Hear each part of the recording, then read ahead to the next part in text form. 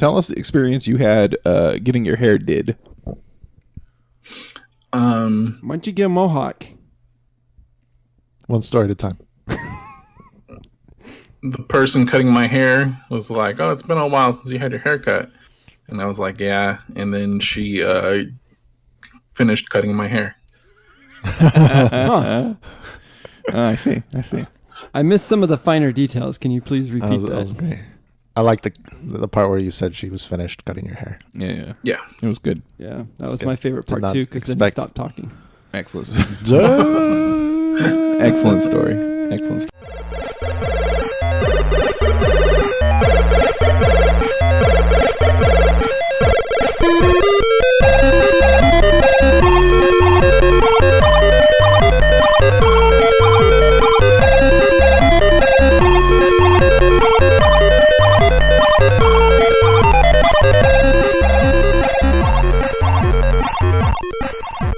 Hi, all our dear friends of the show upon which you are listening to, called Game Rushmore.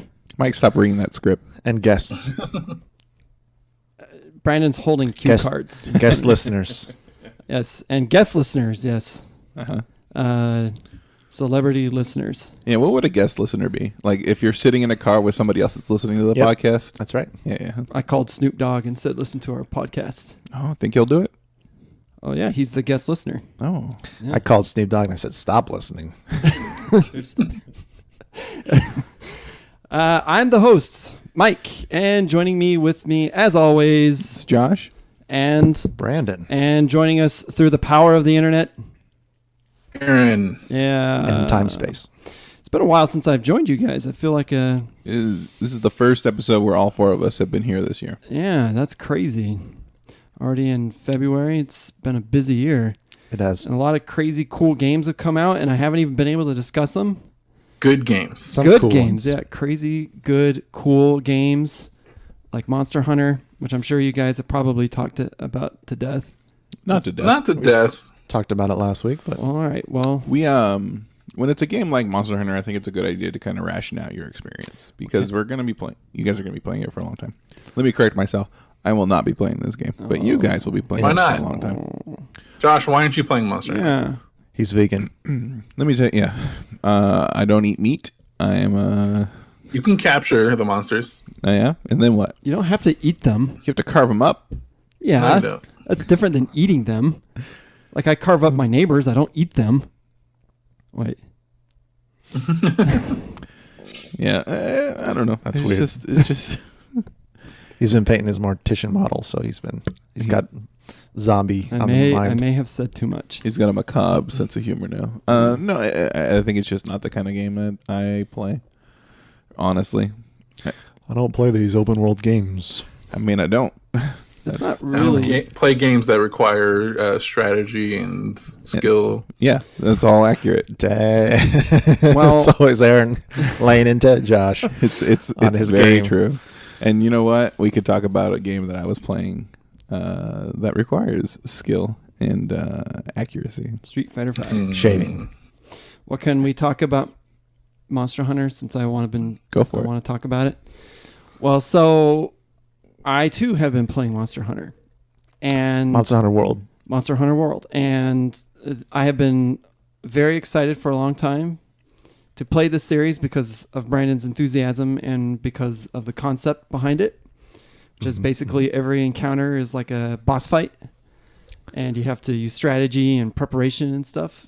And this game delivers everything that I hoped it would.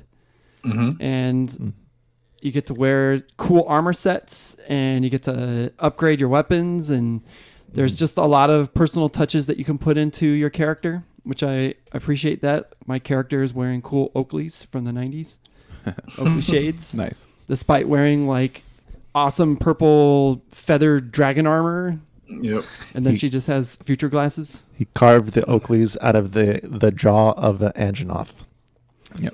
Have you guys ever seen One Piece, like the later seasons? I've seen in the 300s. There's a guy named Don Flamenco, and he's got like feathers. He's got this bright feathered like jacket on, but he's got like Oakleys on. So this is what I'm imagining Mike's character looks like. Well, it'd be Donna Yep. Flamenco because It's a female character. Yeah, I want to say that the group that we normally play with on Monster Hunter, the 4 of us are all playing female characters. I am the only one, I believe, that is not. Yep. That is because you are misogynist. It's Brandon and his harem. It is a harem game. It's a harem game. But what I really like it though when all of us are on together and we help each other out. I really like the squad Yes. sessions, like the way that works. So when you log on, you get put onto a session with other players, or you can create one or you can join one. But if you belong to a squad, which is like a clan or a group, then you can join a session that another one of your squad mates created, or create your own squad session.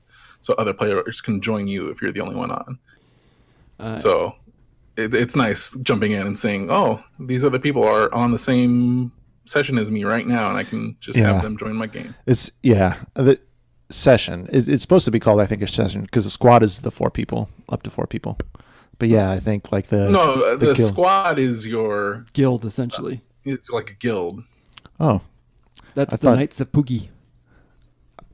Okay. Our squad is the Knights of Pookie.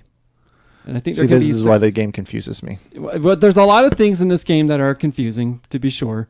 But Aaron and I had, it was probably some of the most fun I had playing Monster Hunter. Aaron and I just went on this like tear, and we had our Palicos, which I'm sure has been discussed before on this show. And gosh, we played for like 2 hours, and then another friend of ours, Wyatt, got on, and he needed to do some arena stuff, and they're doing like a Horizon Zero Dawn kind of event where you can get Watcher armor, which is one of the little small robot dinosaurs from that game. And you have to do like this arena quest a number of times, and so we all jumped into that, and it's just so fun, and it's like the game really rewards you for sticking with your weapon and learning it. Because I've been sticking with like the two-handed katana, and at first it seemed very unwieldy, and I was just kind of like button mashing, and then like I actually went and looked at the different button combos and started really learning the weapon and learning like when I should use the meter, because every weapon plays very different, and in this one, as you do damage, there's a meter that fills up, and then when it gets to full, you can start hitting R2 in one of your mid swings, and then you can combo into a very devastating and very quick attack. And just like learning that, and now I've been like learning the bombs and the traps. As a matter of fact, Brandon and I went and did a quest where Brandon set up a pit trap, and the monster was in there and it was struggling. And then I didn't bother to tell Brandon that I was going to put a bomb by it. Yeah. I'm all like, Mike, get to work. And he's just sitting there. I'm like, what is he doing? I'm like, come on. And all of a sudden, 2 explosions. Boom. And it caused both of us to go flying away. But that monster got hit pretty bad. So I saw a tweet. Yeah. Aaron, you play the like bug lancer or something or other, right? Insect glaive. Insect glaive. Yep, that's the only weapon I've really used. So I saw a tweet and a reply where the tweet was how to be effective with the insect glaive, like welcome new people, and it was like 10 steps on how to fight. Like do this and combo into this and then this. And then somebody else replied and was like, guys, here's how to use the axe. And it's like push square, push square, push square. Nah. It was funny because it was just 10 steps, but they were all mostly the same. IGN actually has a really good series of videos on their website. Not to advertise them or anything, but they have all sorts of things like tutorials and stuff. It was like top 10 things that Monster Hunter doesn't tell you. And like one of them was, you can actually set up like auto recipes so that on like you have a secondary radial menu, you can like set things up there so that when you collect like a blue beetle and something else, it will automatically combine them and add them to your second radio menu. And it's like, oh, that's actually really cool. Like you can macro things. Yeah. IGN, if you want to pick us up or something like that. Yeah. Feel free to reach out. Yeah. They do have that Star Trek podcast that, they can just add us at Game Rushmore. Yep. I've been liking the proto axe It's kind of an axe that turns into a shield and sword. Okay, I've been practicing that in the arena because I've been having to kill a lot of Raytheons to get this cool shirt. I finally got my brigade shirt, but it's just this rare. Takes 4 Raytheon coins plus some other coins. Coins? Oh, yeah. You can only get them by doing the arena. Oh, okay. And you pretty much have to kill that monster that many times. You can get a very fancy looking hat doing that. Oh, fancy hat. Is it like Dapper? It's really long. It's like a red mage hat. And it's got a feather. I haven't really done any of the arena stuff outside of that Horizon quest, so I should probably jump into some of that.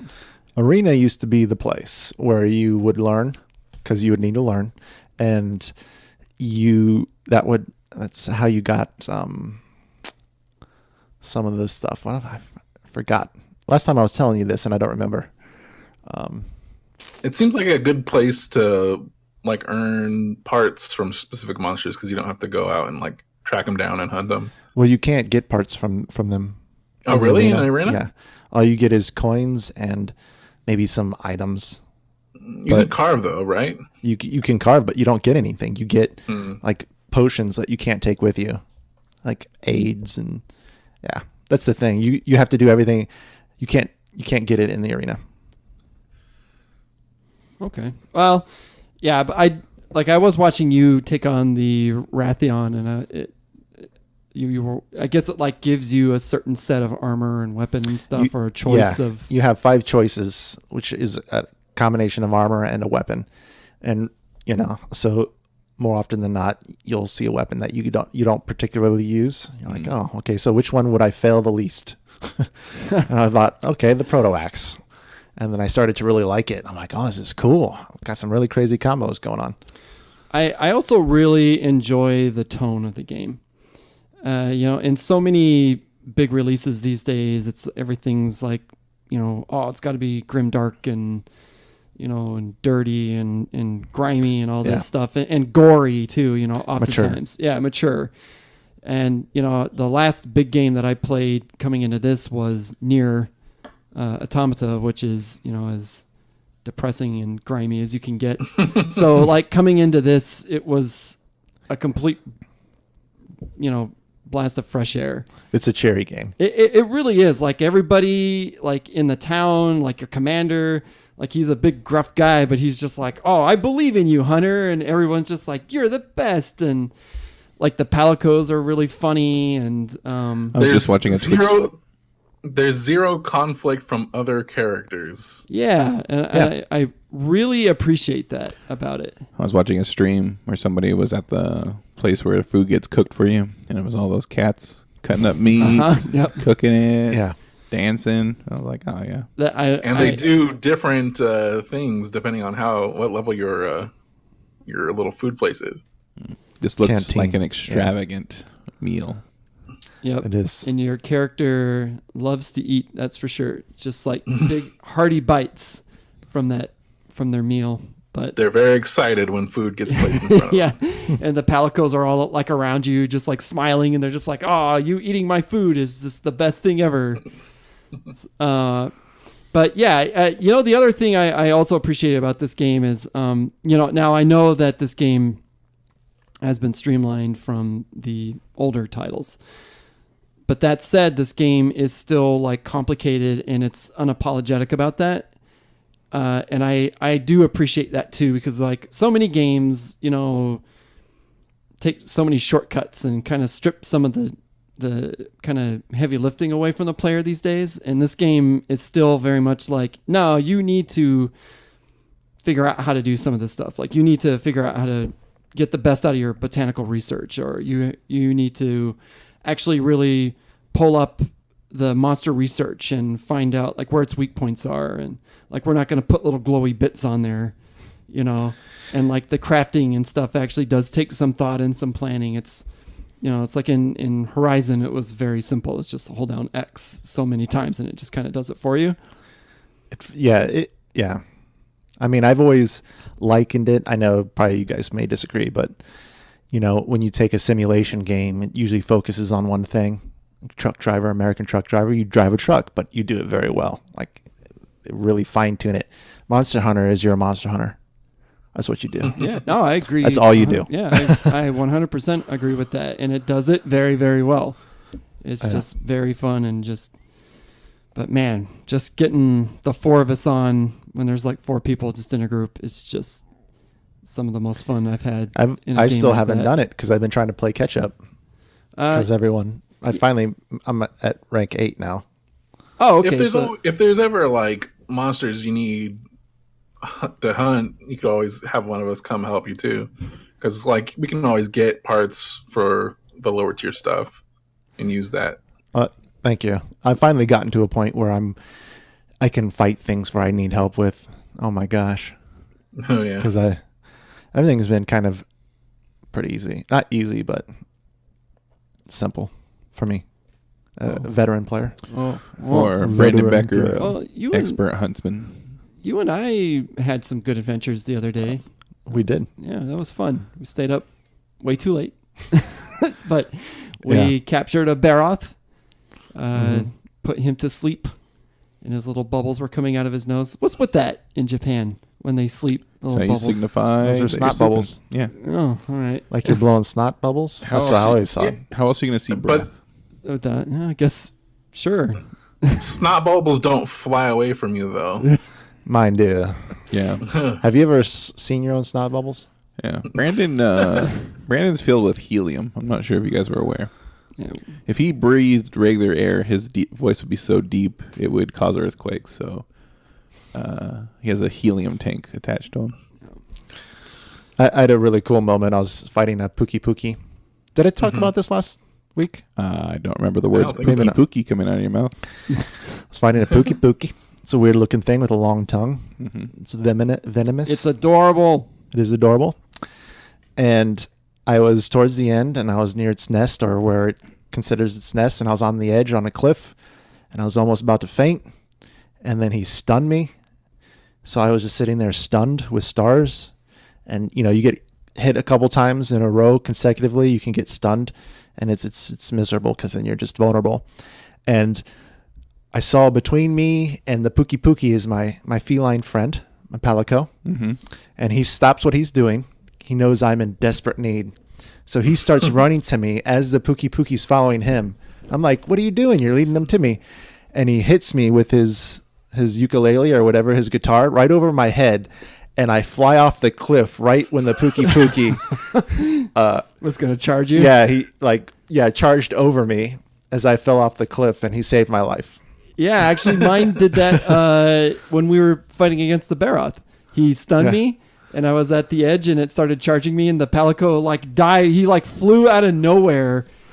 It just and he just knocked me right off the edge, and it saved me. And I was like, oh, that's Palico. So not having a reference for how this looks, I get a cinematic scene where the Palico's coming towards Brandon in slow motion. You can see the Pookie coming up behind him, and then he goes, and then it's from Brandon's viewpoint as he falls away, and he sees his Palico get taken by a tongue.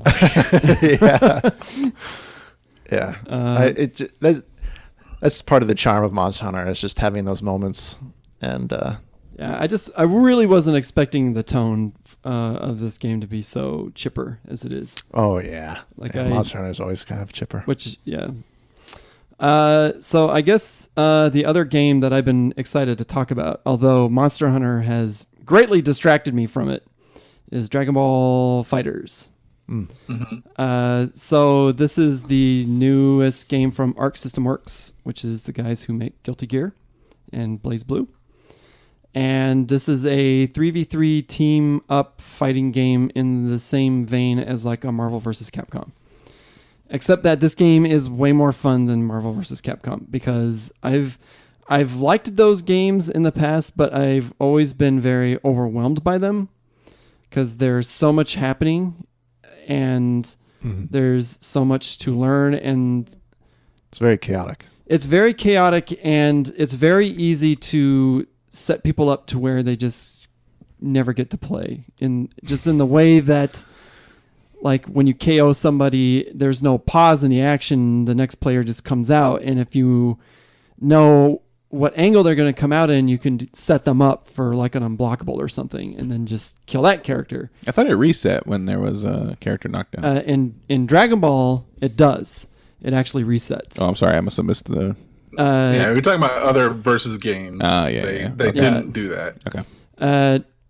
But you're right, Josh. In Dragon Ball, it does do that, and that alone makes me really like it. But the other thing that I really like about it is that it still has depth, but it's still very accessible. Like, it's one of the most accessible fighters to have come out in a long time. Mm-hmm. Like, I guarantee you, like, you know, you and Brandon don't play a lot of fighters, but like the three of us could go and play it and we would be on pretty equal footing, because there's like auto combos. So you can just hit like square or triangle. Being modest.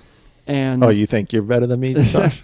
There's like probably there's auto combos, and like the tag system is very easy, and it's a lot slower than it is in the Marvel series. It's a beautiful looking game. Oh yeah, and it looks exactly like the anime, like just straight up. I mean, if I walked in and Brandon was playing it, and Brandon was a Dragon Ball fan, I would think he was just watching like one of the movies or something. Like, it looks that good. Yeah. If you love the show and you wanted to be like, I wish I was a fighter, I'd be like, buy this game. I unfortunately haven't really played it too much, you know, because like I said, Monster Hunter just took my attention. But I did play a little bit of the story mode, which is extremely silly. It's basically Goku wakes up and he can't remember who he is. And the reason why is because you, as the video game player, are now inhabiting Goku's body. And so you are the soul inside Goku. So they created an entire storyline to justify why Goku is a video game character. And it's very silly and sort of dumb, but it's kind of fun at the same reason. At the same time. And I know a lot of people have complained about the story mode, but so far that I've played it, I've actually had like quite a bit of fun, because it's very like no stakes or anything. But like every level is essentially like a map, and there's all these branching paths, and there's all these different fights that you can engage in. And then as you go through the story, you get like more and more allies. So originally you just start off with 1v1 battles with Goku, and like the people you fight against are clones of the characters from Dragon Ball. So it's like, I fight a clone of Goku, and there's a mystery behind that hasn't been solved yet. But I have a feeling that certain android is behind all of this. But oh boy, Mega Man. Mega Man. No, but as you go through, like you meet up with Krillin, and then you meet up with Android 16, and they like join you. So far I've met Krillin and Kid Buu, which Kid Buu. I'm not like a huge Dragon Ball scholar or anything, so Scholar. like I don't know. I'm not a Dragon Ball I'm scholar. not a Dragon Ball scholar. I have a doctorate in Dragon Ball. So I don't really know who Kid Buu is. I thought he was a villain because he looks like one, but apparently Buu is the pink thing, right? Yeah. Yeah, he's supposed to be super strong. Okay. Josh Lopez, DBZ. He's officially, you write his name. Esquire. I also went to law school. Esquire. But apparently he likes Goku because he like instantly teams up with you, and he just wants to eat the whole time. He turns people into cookies. I think, I don't know. I think Boo is supposed to be innocuous when he's a kid, but then he keeps growing or something. I don't know. I never watched that. Yeah, because there's another. I don't watch that trash. It's supposed to be super powerful. There's another Boo. Well, you know, playing this game, like I don't hate Dragon Ball by any means. Like, you know, it's just not something I've really gotten into. Yeah, I'm kidding. I like Dragon Ball. But, you know, I watched the original series when it was just Dragon Ball, and then I watched the Saiyan Saga, but I haven't really watched anything outside of that. And it's made me kind of want to go back and visit the anime. And I know there's a version of the anime called Dragon Ball Kai where they chop out like 90 episodes of them just talking and powering up, and just like cuts more to the chase. Oh, I didn't know that. So I kind of want to like track that down because the Dragon Ball universe, like at least as it is portrayed in this game, is pretty cool. Like it's very original. Yeah. My exposure was in the 90s. I was stationed in Japan, and I watched, it was on every Wednesday, the same day that Twin Peaks was on. And I remember I recorded it on my VHS, and we would talk about it in school, the Dragon Ball. And it was during the Frieza saga, and none of us knew what was going on because it was all Japanese. But it Just looked like, so cool. it was so serious. Yeah, we had no idea. I came here, and I realized that there's a lot of humor in it.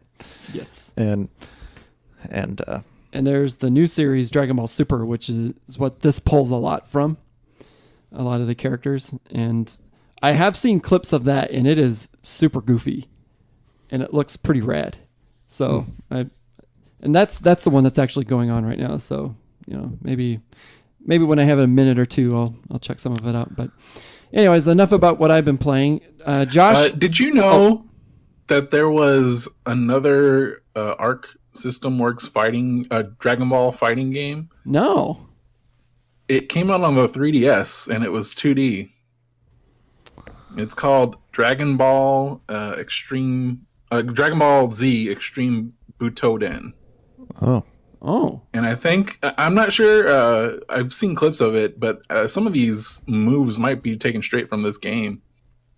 Huh. And the interesting thing is that that came out in America as well, but they also put out a One Piece 2D fighting game.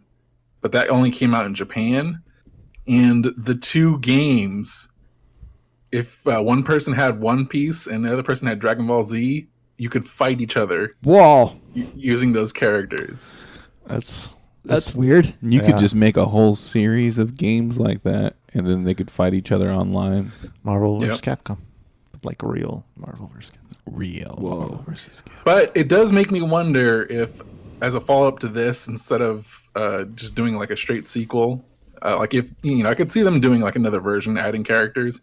But if they didn't do that, I can imagine them cribbing from that One Piece game and making a One Piece 2D fighting game as well. I mean, you could just do a whole bunch of anime put together.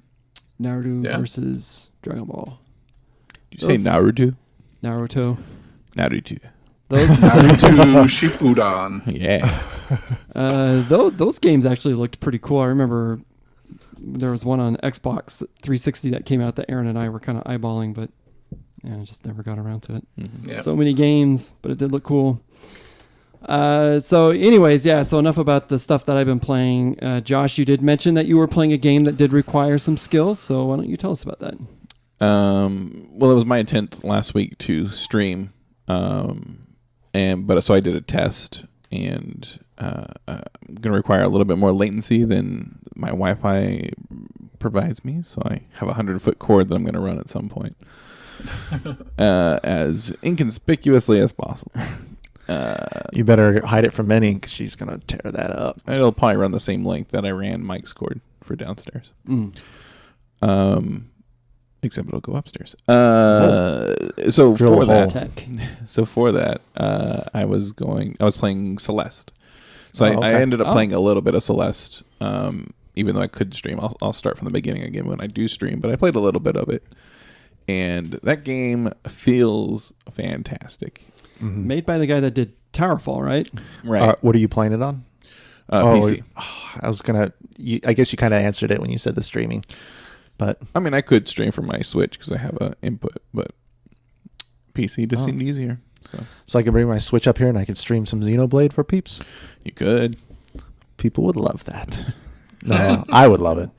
All of somebody would love it. Well, you have to watch out though, Brandon, because Twitch just put down new rules about did. people's promiscuity. Yeah. And I know you like to play with your shirt off, so just saying. You got to put that shirt back on, Brandon. Put that shirt on. There goes all your viewership. See, every time I get a new crystal core, I take a piece of clothing off. That's how you get your viewers. Yeah. But yeah, Trying That's to how I match keep the it. girls that come out of the cores. Yeah, it's all no, he only takes the clothing off for the guys. cosplay. For the girls, he gives them a wink, like a knowing wink. No, so I was playing Celeste, and that game feels, if you like the feel of Towerfall, you like the feel of Celeste. You can climb vertically on things. It's a little bit different in that respect. And then you have your air dash is more... No, your air dash is a lot like Towerfall's air dash, but you can only use it... It's a double jump. It's not a dash. No, it's an air dash. Only if you go through those space things. The crystals? Yeah. Crystals just No. I mean, like the second chapter, you dash through those things, but I always thought the thing was just a double jump. What are you talking about? Are you talking about Tower Fall? No. Oh, I'm talking about Celeste. Oh. You're still talking about Tower Fall? No, I was talking about Celeste. So when your hair turns blue, that's a double jump. But you choose directionality. It's not a double jump. It's not a double jump. It's a an air dash. dash. It's a dash. Because you're moving. You can choose your direction. One direction, and there's no like. There's no arc to your jump. There's a straight trajectory. Yeah, it's an air dash just like it is in Tower Fall. Okay. Yeah, I guess I just wasn't paying attention. I've been playing it too. I only played an hour though. Oh, yeah. No, I didn't play much either. But yeah, you have stamina. You can't jump straight from holding onto a wall into an air dash. You have to transition between those things. You can only air dash once, but there's like gems that you can link your air dashes into so that you can keep going. Oh yeah, like resets your stamina or your dash. Your hair color, I guess. Yeah, you start with red hair, and if you dash, your hair becomes blue to sort of signify you're out of air dashes. Well, it becomes blue while you're dashing, and then the recovery is like a white when you land. It's interesting. It's like a fun little visual cue while you're collecting your strawberries and climbing this mountain. But it looks nice. It feels great. Music's good. Music's good, but it's punishing. Like there's spikes just put in the wrong sorts of places. Yeah. It reminds me of, I can see how it could become frustrating, like a Ninja Gaiden 3 mountain pass kind of thing, except without the unfair random bats flying around. You know what I mean? Yeah. The biggest or the best comparison I can think of is more of a story-focused Super Meat Boy. Yeah, but you know, I felt like Super Meat Boy was too like perfect in its like you had to be just right. I mean, there's some very specific jumps in this game. Yeah, you know what? Maybe it's the size. I think this the how small Super Meat Boy is. Yeah, and how quick the return is on your death to life. And you know what I think the thing is in Super Meat Boy, it's about speed and momentum, whereas this is strictly just like the jumps. Right, accuracy. Yeah. And you know what's interesting? I didn't play much Super Meat Boy, I'll be honest. But the being confined to a single screen, and like once you pass the screen, then that resets your respawn point. Like in Super Meat Boy, don't you kind of essentially start at the beginning every time? Well, it's one big level, right. Usually. So I think that it makes it less punishing to me. Like once you beat a screen in some way, then you're like, all right, I made it past what I'm trying to get past. Now, if you have to double back, of course, it's going to be its own issue. But yeah, that idea of like checkpoints, I think, is important in that. I can see how people would become frustrated by this game. I don't see myself becoming super frustrated by it because you have like little landing spots. I'm only on chapter 3. I just entered chapter 3 and I feel like it feels good. I don't feel as though I'm stuck on any one place like I have in Super Meat Boy. Super Meat Boy, you'd have to master a level. Yeah. This is just you're rewarded by just finishing a screen, and even on a couple that I've had a challenging time on, I didn't feel frustrated.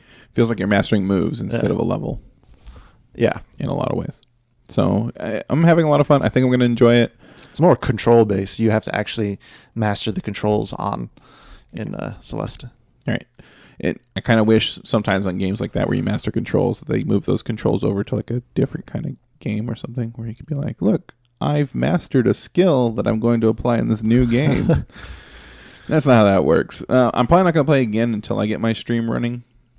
But yeah, I like it. It's good. It's challenging. It's skill-based. It is the kind of game that I don't usually play. Usually I'm more methodical. I don't know. What kind of games do I play? Random. You play never-ending games. tower defense games or card games? I do love tower defense games. They're great. You don't really play.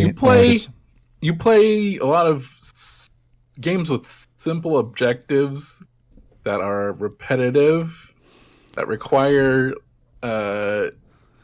more of an incidental thought, so you can do other things at the same time. Well, yeah. Well, He says you play a bunch of pachinko games. I don't know. I feel like the games that I choose to play a lot of, like, the more you think about them, the more you can get out of them. So they're directly related to how well you think about the processes in the games and as to how you do. And for the most part, you don't have to think that much to get the base level. But like if you really like Hearthstone, I can play that while I'm watching something and just kind of loop around in whatever rank I'm at. But then if I look at the game and play the game, then I can actually climb. You'll watch people play anything, even all the way through, but you don't. There's just certain games you don't want to play. But then you'll play Persona and you'll play, other games that have narrative, I guess. And you know what it is? I think it's that, like for Monster Hunter, I know there's gonna be a point where it's like I know the combo I'm supposed to do. I don't care. And so I don't do combos. Well, but I'm gonna be inferior at it, and it's like that was something I was gonna bring up is the fact that I think people are talking about combos in Monster Hunter might be like intimidating for some people because they're really like not that difficult. It's not like a fighting game combo. No, it's not even like a Bayonetta or a Devil May Cry or anything like that. Right, but it's still a sequence. Once you get to, I think, the meat of the game, you're not even going to be able to pull off combos. You're going to be hitting a couple times and then running away. Let me put this down. An MMO sequence, while not intimidating to me, is boring to me, and that's why I don't play MMOs for the most part. When it's like push this into this into this, it's like I don't care. I just want to push one thing and then go. So like that's the difference. See, this is what I'm talking about. It's like I don't care. I don't want to have to memorize this sequence that I should go through. Like I would play games like that, and I'd push a button, and then like a little bit into it, I was like, "Oh, this isn't working anymore," because I was supposed to switch to something else, and then I just wait till it refills and then resets, and then I do it again. Incidental thought. This is a little bit of a sidetrack, but you did talk about Hearthstone, and it kind of got me thinking. Do you have any interest in that new Magic the Gathering online game they've been working on? Have you seen anything about that? Magic the Gathering as a video game has always been trash. Yeah, but there's the new one that doesn't look like trash. It's like full Magic the Gathering, like whatever is current in the meta. You can say get off your high horse, but how many video games from Magic the Gathering have there been? And they have all been trash. I have played each and every one of them and been let down repeatedly. The only one that I liked in any form was the one where you had a map, and it was a terrible game, but you had a map, and you're like a little character who could run around. And like you started with 10 cards, and then like you gained cards as you fought these things, and it was like, oh, that's kind of fun. Mechanically, the actual card game of it was still trash because it's a great. If you're at a table, Magic the Gathering is great, but the mechanics are built in such a way that when you put it on a board, it's never handled well because so many different things are available to it. It's not limited enough in the right ways to make it as viable as a video game. I've heard good things about this, and this is apparently the thing that's going to be replacing Magic the Gathering Online, which has been this cumbersome dinosaur that's been left over from days gone. And let's hunt it. Whoa, skin it. Wear its cards as armor. I think the problem that's always hit me is if I'm ever able to have 20 elves, it's never going to look good on a screen that I have 20 elves. Is that your goal in Magic the Gathering, is to have 20 elves? My goal was usually to like stack my deck with something, and elves at least were repeatable. How about 20, what are they called? God, what were they called? Goblins? Slivers. Oh, slivers. I love slivers. That was my favorite sequence of decks when it was with the ship and the captain. Do you know what I'm calling? Weatherlight? Oh, yeah. It was like a sequence of like six expansions. That was, the Tempest. I love the story for the Tempest. Yeah, that was kind of when Magic was at its peak. That's kind of like when I enjoyed it the most. Anyways, this is all sidetracking. So, Josh, do you have anything else that you would like to share? No, that's pretty much the only game I really ended up Then playing. sharing time for you is over. I will mute my mic. So we'll go to Aaron next. I've also been playing Celeste. Oh, okay. I beat Celeste Oh my Wow. on the Pico 8. Pico 8. What does that mean? So let me explain. I've a new been drug. playing Celeste on God. the Switch, and there is a hidden thing in that game where you can find a console and boot it up, and it's the Pico 8. What the Pico 8 is, it's a thing that exists outside Celeste, and it's a program you can run on the PC or other platforms that acts like an old 8-bit computer game console. And they call it a fantasy console. Like it was an old system that they emulated, but it never existed. Okay. And what you can do with it is it just runs I believe it's 128 by 128 pixel display, and you boot it up, and it has a little like boot up screen and a DOS style input where you can load games and run games. But you also can hit escape and move to development. Oh. And so you have inside this platform just a little development environment that runs Lua.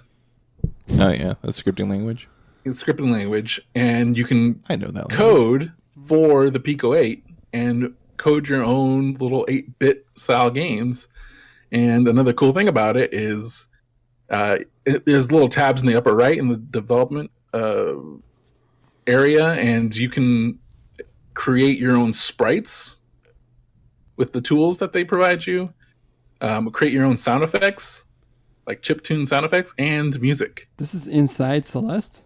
No, this is a separate program, completely okay. separate from Celeste. And it's called the Pico 8, and there's like a little community that develops these Pico 8 games, and you can export them to HTML and play them in browser and stuff like that. Yeah, because if they're 8-bit, you can play that on practically anything. Yeah. And so that's where Celeste got its start, because if you get a Pico 8 and look on published games, Celeste is on there, and it's been on there for 3 years. Oh, interesting. But it's a very different game, obviously. It's like this 8-bit, and it's just a collection of, I think, 30-something levels. Mm-hmm. And you get to the top, and you beat it. And so now there's a whole new, much wider in scope game that came out, of course. But they included the Pico 8 with the copy of Celeste in the actual new version of Celeste. And you can play the whole thing start to finish there. And so I've heard about Pico 8 before, and seeing that Celeste, had it included in the game made me want to go back and check it out. And so I finally have a Pico 8, and I've been messing around with it and going through all these different games and watching tutorial videos. So I'm very tempted to get started on like working on something for the Pico 8. Yeah, that'd be cool. The Pico 8 game. So, just to go back, you beat the Pico 8 version of Celeste that's within Celeste. Yes. But you haven't beat the where I was Celeste getting confused. Switch version. I'm on, I think, the fourth chapter. Okay. Because I think Celeste is like maybe a 30 to 40 hour game, right? No way. No. It's... So I think the main game might take, I don't know, a few hours. Each chapter has a B-side you can unlock. That's cool. So it's a 30 to 40 hour game for Josh, is what I'm saying. So yeah, if you want to go through every unlockable version of each stage, and they of course are like harder, I think it's going to be a few hours to do all of that. Plus, there's all the different strawberries that are hidden, things like that. And the carts. Have you seen the hearts? Hearts. Okay. There's another type of collectible in this game. It's a heart. You know Braid? Yeah. Yeah. How Braid had stars? Yeah. Oh. They're kind of like that. Okay. That's cool. So, yeah. Oh, do you not Pico play 8 Braid? is pretty cool. I would check it out. Cool. Has there been anything else on your plate? Nothing besides Monster Hunter, which I'm in high rank finally. Did you get any chance to play the Year of the Dog event in Overwatch? Nope. Oh, it's fun. I've been watching Jen play a lot, though. Yeah. Jen and I stayed up until 1 a.m. or something last night playing. I can't, we had this conversation last night where it'll be 2 years in the beginning of May since that game has come out, and we still play it at least once or twice a week. Extremely regularly. Extremely regularly, yeah. Like every now and then there might be like a month or something that goes by, but as soon as like a new character or something comes out for it, it's like, oh, we're right back in it. New character, new map, new event. Yep.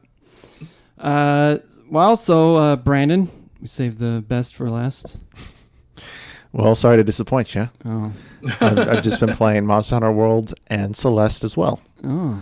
And Xenoblade Chronicles 2. I guess I should probably play this Celeste. If you like platformers, I don't know if you do. I do. You like hard platformers? I don't like Ciao. hard. Well, here's the cool thing about Celeste is that it actually has accessibility in that you can turn on things like extra jumps. Oh, okay. And there's no real penalty, I don't believe, for doing that. Oh, Besides nice. your pride. All right. I mean, we are talking to the guy who spent $5 extra on Ori just to get a easy mode, so huge plus. Yeah. I just want to see the content. That's mostly what I want. Yeah. Get out your Bumblebee. The Transformer? Tuna? No, not the Bumblebee. The Golden Bee. What was that thing called for the Nintendo where you could the Game Genie? Game Genie? Game Genie. Remember the Golden That was Bee? way off. Well, there's a Super Nintendo or Nintendo version in Japan. Maybe I'm confusing it with something like that, but There's a Golden Bee. It's only available for Hudson Soft games back in the Nintendo days. bring out your Game Genie and then put in the code for extra jump. All right, so that's it. Yeah. I mean, the next big thing I'm going to be playing is Ni no Kuni. When does that come out? When does that come out? I don't know. The I question think is it April? I think it's March. Yeah, March was I right. It think comes out it's- next month, yeah. I think it's Okay. in March, but Middle to end, I think. I don't want to buy that and start that without feeling some sort of level of or feeling of completion with Xenoblade, because I'm still lots of story left, lots of stuff to do in that game. Put your clothes back on and finish it. Yeah. How many hours do you have in Xenoblade? 70. Oh, man, that's scratching the surface for you. Yeah, I know. Brandon, you still got another 100 hours. Yeah. I spend a lot of time just salvaging, and which is just like a little mini thing. Have you can left do. the first zone yet? Yeah. Oh, okay. Yeah, I've opened up some zones, but I'm still unlocking new titans that are whole places to explore. Oh. Yeah, the game is pretty good. Yeah, I heard. Yes. People seem to like it. I'm All happy. right. I'm happy with my Switch. Well, I guess that ends sharing time. But Aaron has a segment where he talks about the news and quizzes us. So I'm new to this. So Aaron, explain this to me. We're going to talk about some news, and let's just get it started. And whoever has the answer to my question, you can just go ahead and shout it out. Okay. Blurt it out. We're going to start off with Monster Hunter World Uh-oh. that Capcom announced is the fastest selling game in Capcom's history. Yep. True. And as of February 9th, 5 million copies. No. no, what's Let the him- 6 amount? million. Let him finish. I gotta beat Josh because he always beats me You too. should probably let him finish before. Bro, Brandon's on the right track. How many copies has it sold 6 as of million. February 9th? 6 Sorry, million. 6 million. What'd you say, Mike? 6 million. 6 million is right. That's what I said. Yeah, said after 5 I million. said it. So I still said it. Aaron, I believe the answer is 6 million. I knew it already. Yeah, shut up. Yeah, But that's really cool. that's crazy. That is cool. I'm glad because I know Capcom's had like a rough spot Yeah, they need for some money. years, but like with like MVCI and Street Fighter and all this other stuff. So I'm really happy to see that they're having a breakout hit. Monster Hunter and the Amazon Kindle are two things that I was a first responder to. First responder, huh? And I said, you know what? There's something beautiful here. I want one and I want to play it. And what do you know? I think you mean you were on the ground floor. No, he drives an ambulance for video games. First responder. He ran into that burning building for both of these things and never regretted it. So the next will be Xenoblade. Eventually Xenoblade will be. They're in a burning People building. will be. Mm-hmm. Yep. And we'll see what's next for the future of the franchise. We'll see what's next for Capcom. I'll be curious. Devil May Cry is going to be next. Yeah, but I'm pretty sure they're gonna double down on some more Monster Hunter. Yeah, I think we're going to see another iteration of Monster Hunter World pretty soon. I think it would benefit them to also release on the Switch. I think the best bet would be to take their Monster Hunter Generations iteration that they released on Japan on the Switch and localize it finally for the Western release. Because I think the reason they didn't do that was because they wanted to focus on releasing World to the West. Because I think that's what they thought would finally capture the Western audience, which looks like it did. Mm-hmm. And so now they have this Monster Hunter game that's already on the Switch. Just bring it over. Yeah. I'll play that too. And now next little headline here. This anticipated fighting game got a release date announced for it. One Piece. February 22nd. Of this year? Of this year. That's not the Blaze Blue Cross game, is it? Nope. No, it is not. Fighting game? Mortal Kombat. Oh, is it that weird one with Skullomania? What's the name of that?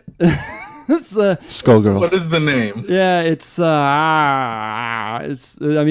derived from the Street Fighter EX series, but I can't remember the name of it. Oh no, that's not the game. Oh, that's not the game. No. Oh, then I don't really know. Virtua Fighter. No. Sega lol. So who makes this game? It's a Western developed game. Mm-hmm. And it's not Skullgirls. By a brand new studio. Name of the studio. That would give it away. Oh. Western developer fighting game? Like it's a traditional 2D? 1v1. It's 2D. I said Sprite-based. Mortal Kombat, right? It's not Mortal Kombat? Is it? It's not them's fighting herds, is it? It is. Oh, I can't. It actually got a release date. What is It this? actually got a release date, February 22nd. We need more on the information. PC. Okay, so there was a game that was in development that was called My Little Pony Fighting I think is it's- Magic. Yeah, Fighting is Magic. Fighting is Magic. And it was a fan-made My Little Pony game that was actually pretty brilliant. And I actually have it, but Hasbro came in and stomped on it because it looked like a legitimate product that you would see in retail. I mean, it was that good. So they had the 6 characters done, and they were moving on to the next few. And then Hasbro put a cease and desist on them. So Lauren Faust, the creator of the TV show, said, "Well, that sucks." Because you guys put all this work into it. So I will, on my free time, help you guys develop this game. And so they are using her art with brand new, 4-legged creatures and are basically revamping the Fighting is Magic game. So there's like Arizona and she's like a bull. And there's like this llama and stuff. It looks pretty cute, but... There's a trailer out that's showing off all of the new stuff and the release date, and it looks really good. Yeah. Yeah, I really liked Fighting as Magic a lot. It was very anime styles. It was played a lot like Blaze Blue and that sort of thing, where it's very air dash and air combo heavy. Yeah. I'll pass. It's not for everyone. Uh-huh. All right, our last story here. Mm-hmm. We have our lineup for Evo 2018. Mm-hmm. Who can name all 8 games? Street Okay, Street all right, Fighter. Josh, we're going to give the floor to Josh here. Yeah. Let's see if he can do it. Dragon Ball Fighters. hmm Street Fighter 5. No. More specific. Oh, what? Street Fighter 5, the new arcade edition. Yep. Yeah. Oh, I told him that. Thanks, Brandon. I got an assist. Just like in Dragon Ball Fighters. Injustice 2. Okay. How many? 8. There's 8. That's 3. Jeez. Okay. And if Smash you get Brothers one wrong, Melee. we're stopping. Smash Brothers Melee. Mm-hmm. Okay. Which is weird. Mm. And what other fighting games exist? There's not currently. Persona. Persona's not going to be out there. No, that game's old. Oh. It'll have a side tournament. No, that's not there. There's gonna be some Persona representation. Yeah, there is. So Persona, what? I don't even know what it's called. Arena Battle? Persona 5 Nope. Arena Battle? Nope. I don't know. I got 4 of them. Who can gonna- name the rest? Brandon, let's give you a shot. Okay. So Can you I don't- can you I don't- get some? You don't Yeah. have to name the 4. Okay. Yeah, we already covered the 4 Josh named.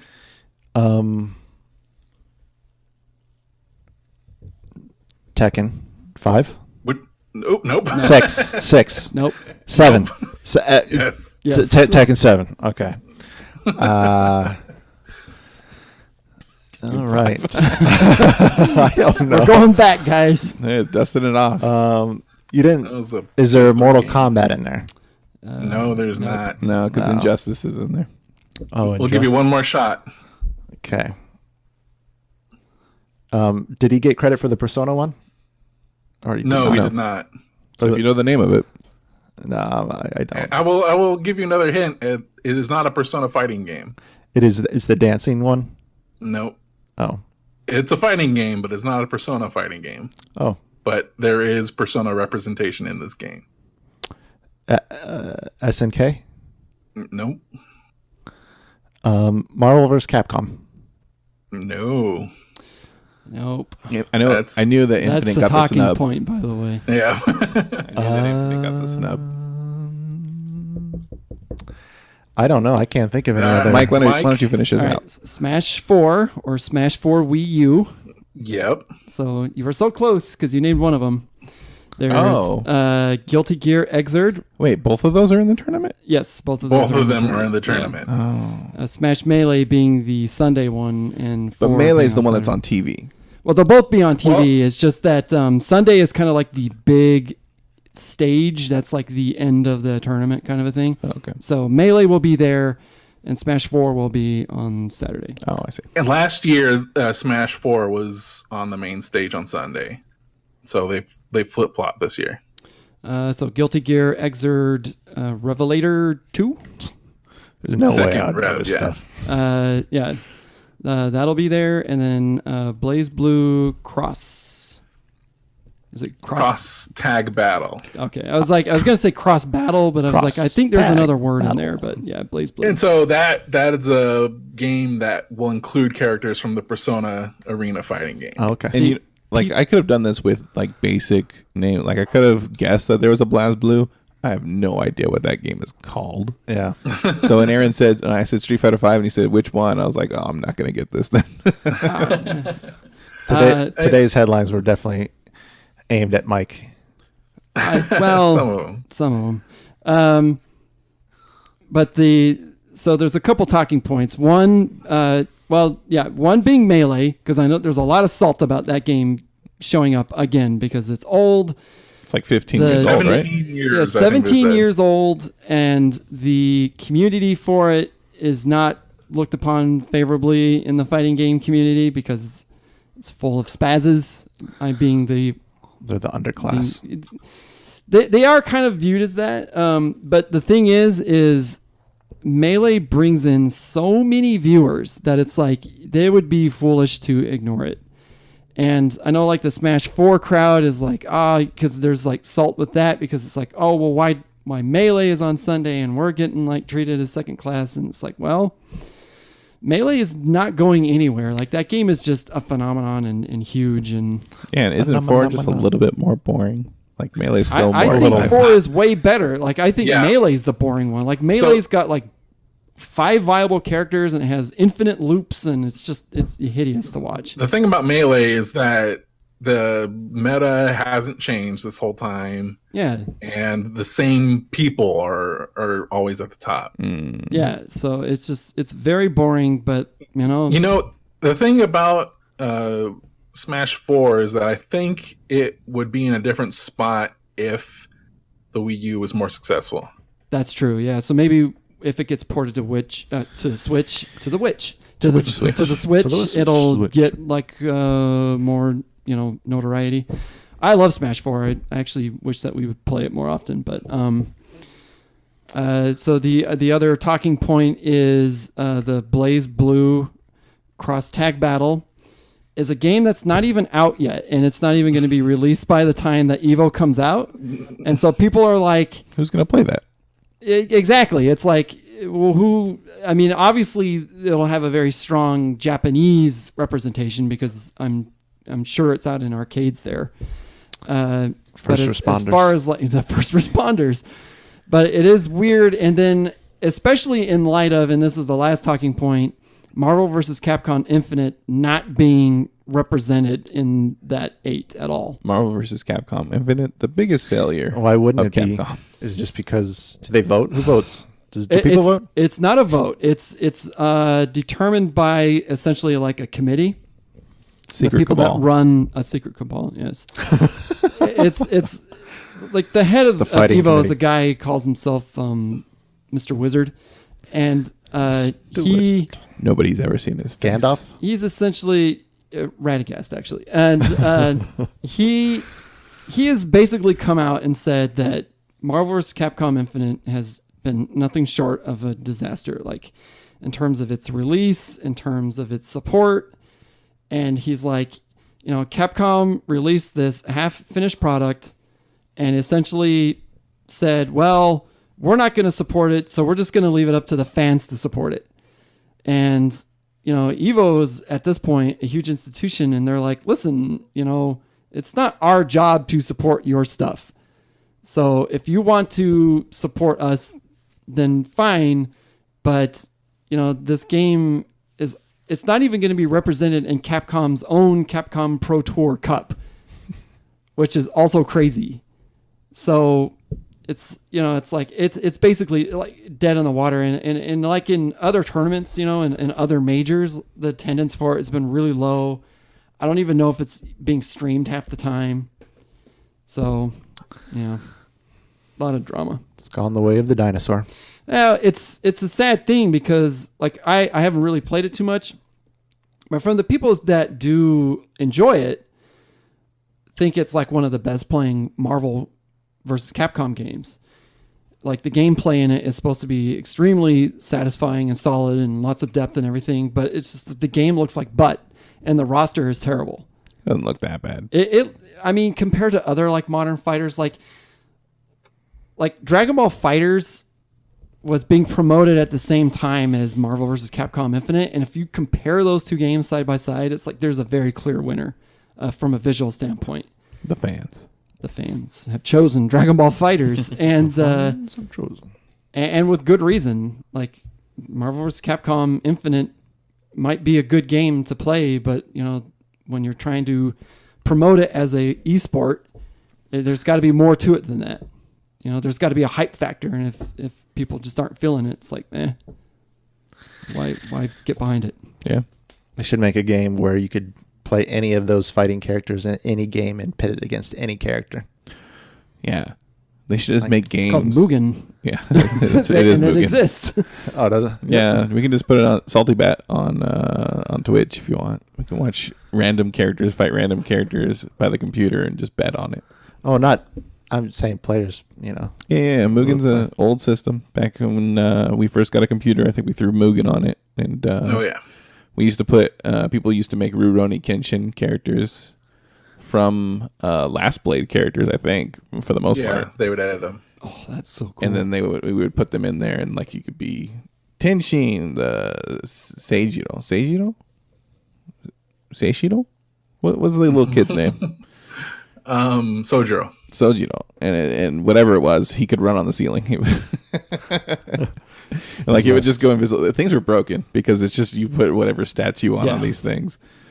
Oh, there's a YouTube channel. Oh, I'm sorry, a Twitch channel called Salty Bet. Yeah, where it's basically the AI picks two random characters in Mugen and then has them fight, and people in chat can bet on who's going to win.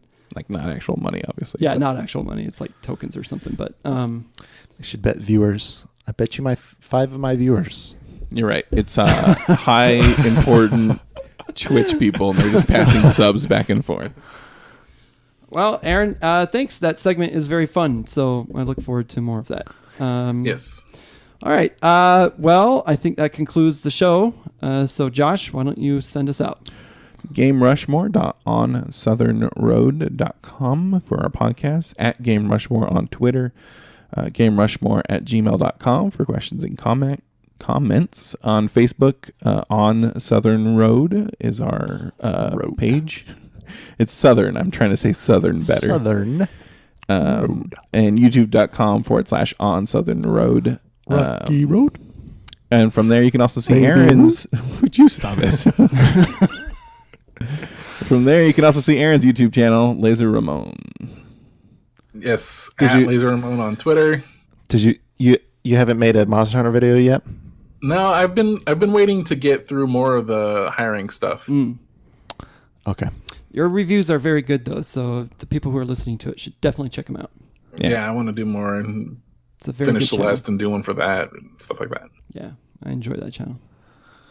2020 games to go. Whoa. Josh and I will be appearing on an episode of 123 Jokes coming up. Oh yeah, I think next week's episode of 123 Jokes, myself and Aaron are on it. I'm on it all the time as a producer, but I wrote and performed jokes in this last episode that we recorded, and just goes to show that I'm funnier than most of the regular episodes. Yeah. Just going to put that out there. Sick burn. Sick this burn. week on Game Rushmore. Get Josh's hot takes. Yeah. All them hot takes. You can hear the comedy you hear here over there. Except not, because I don't do any comedy here. There's comedy on this show? No. No. There's comedy. It's very serious, this show. Yeah. All right, bye.